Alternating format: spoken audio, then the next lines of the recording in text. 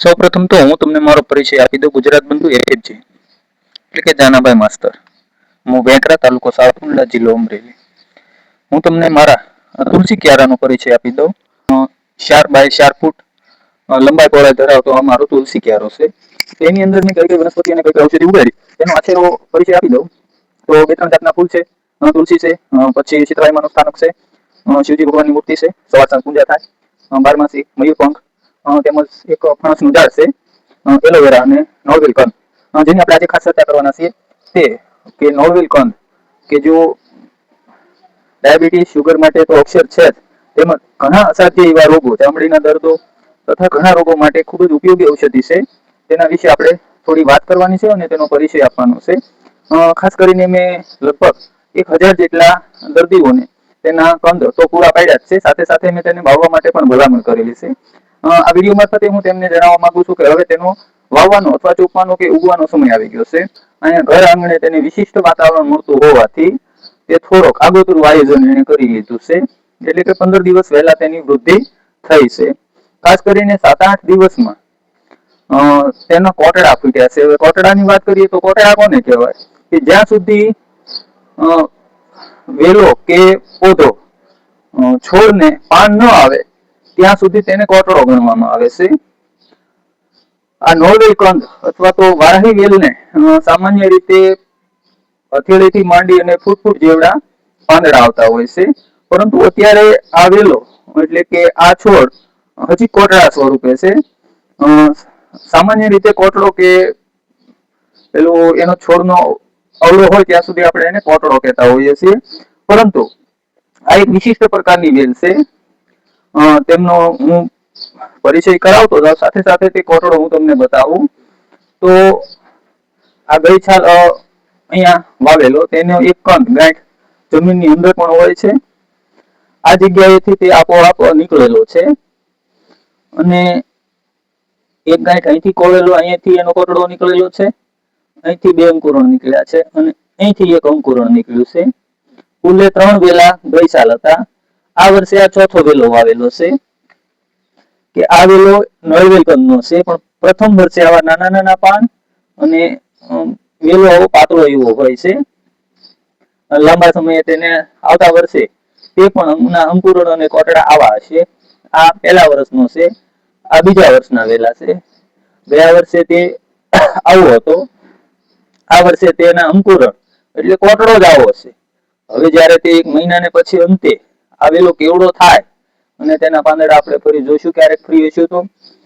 અત્યારે લગભગ આ કોટડા અંકુરણ એની લંબાઈ 6 ફૂટ થઈ ગઈ છે. જાડાઈ ગણો તો આપણી ટસલી આંગળી જેટલી જાડાઈ થી માંડીને આંગળી જેટલો જાડો થાય છે. ત્રીજે કે ચોથે વર્ષે તો એ પગના અંગૂઠા જેટલો જાડો કોટડો નીકળે છે. આ એના અંકુરણ છે, કુપળ છે.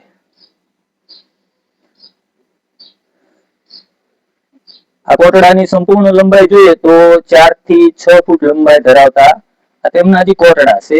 હજી તેને પાન આવ્યા નથી.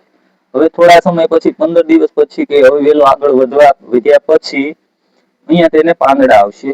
હજી પાંદડા આવ્યા નથી, હજી આ કોટડો છે. ખૂબ જ નરમ, બહુ જો આમાં ઉતાવળ કરીએ તો એ ભાંગી જાય. ખૂબ જ હજી બાળ સ્વરૂપ છે એનું. આને કેટલાક નોર્વેલ કહે છે, કેટલાક આને અવળવેલ કહે છે, કેટલાક વારાહી વેલ કહે છે, કેટલાક આને સર્પવેલ કહે છે. સર્પવેલ તો શરૂઆતમાં તેનો આકાર સર્પ જેવો હોવાથી માત્ર તેને સર્પવેલ તરીકે ઓળખવામાં આવે છે. બાકી કોઈ શાસ્ત્રમાં કે ઔષધિ વિજ્ઞાનમાં કે ઔષધિ શાસ્ત્રમાં સર્પવેલનો ઉલ્લેખ જોવા મળેલો નથી. પરંતુ જ્યારે તે બાલ્ય અવસ્થામાં હોય ત્યારે સર્પ જેવો આકાર હોવાથી તેને સર્પવેલ કહે છે. પણ સામાન્ય રીતે નવવેલ કહેવામાં આવે છે. આનું કોઈ પણ નાનાથી મોટું પાંદડું લઈએ તો તેને 9 પ્રકારની રઘુ એટલે કે 9 રઘુ હોય છે. 1, 2, 3, 4, 5, 6, 7, 8 ને 9 આવા દરેક પાનમાં નાનું જો કે મોટું 9 વેલ હોય છે. 1, 2, 3, 4 આ બાજુ અને 4 આ બાજુ અને એક વચ્ચે. આ 9 રગી હોવાથી તેને 9 વેલ તરીકે ઓળખવામાં આવતી જૂના જમાનામાં.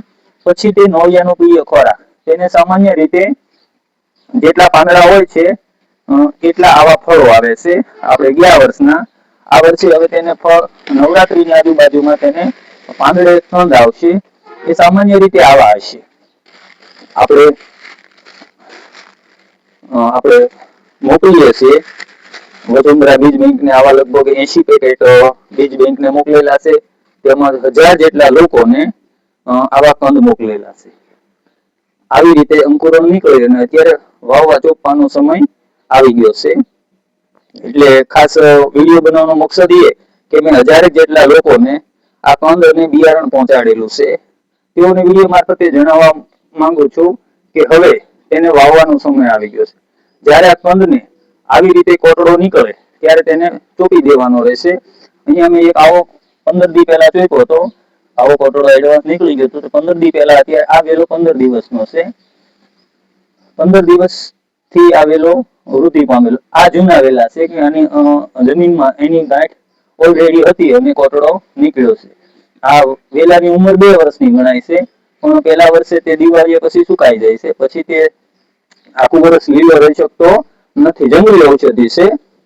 આ સામાન્ય રીતે નદીની કાંઠે કે જ્યાં પૂરતા પ્રમાણમાં પાણી મળી રહે ત્યાં થાય છે. પણ દરેક દર્શક મિત્રોને જણાવવાનું કે તમે ઘર આંગણે પણ આને ચોપી શકો છો. અને આ એવું વિશિષ્ટ કંદ છે કે જે ઘણા રોગો માટે વપરાય છે. સર્પ અને વિષી જેવા જંતુઓનું ઝેર પણ ઉતારવામાં આ મારણ સ્થિતિ ક્ષમતા ધરાવે છે. તેમજ ખસ, ખરડવું, દાદર એમાં ઘસીને લેપ કરવામાં આવે છે. અસાધ્ય ગણાતા રોગોને પણ તેઓ વપરાય છે. 100% એમાં પરિણામ મળે એવી ખાતરી ન આપી શકાય, પણ જે અસાધ્ય ગણાતા રોગોને શક્તિ સ્ફૂર્તિ આપવાનું અને ગ્રંથિઓ સંતુલન કરવાનું કાર્ય કરે છે.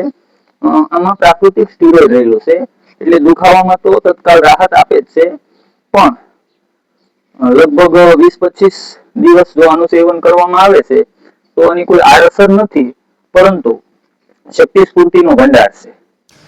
અહીં હું વાત કરી દઉં, હું કોઈ મોટો યુટ્યુબર નથી. 1.5 GB આખો દિવસ કાઢવાવાળો માણસ છું. હવે પછી તરતના વિડીયો જોતા રહેજો, લાઇક ઠેંગા કરતા રહેજો, સબસ્ક્રાઈબ કરી તરત આગળનો બીજો ભાગ જોવા. તેમાં મારો ફોન નંબર પણ આપેલો છે. દર્દી નારાયણ સુધી, જરૂરિયાતમંદ દર્દી સુધી પહોંચાડવા માટે પૂરતા પ્રયત્ન કરજો. 15 મિનિટનો મોટો વિડીયો અપલોડ કરવાની કેપેસિટી નથી, એટલે 2 ભાગ કર્યા છે.